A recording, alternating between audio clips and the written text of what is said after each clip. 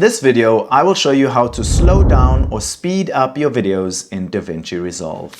If this guide helps, please consider liking and subscribing so others can see it too. What's up guys, my name is Kyle from GuideWise. Select your video and right click, then scroll down until you find Change Clip Speed. The higher you go, the faster your video will get. So if I go to 200, this is technically 2 times faster. If I select change and play my video, we can see that it is sped up.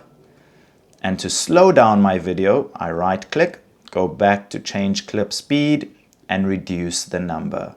So it started at 100, so if I go to 50, it is technically half of the speed. If I play, we can see it is now in slow motion. If this video helped, don't forget to like and subscribe.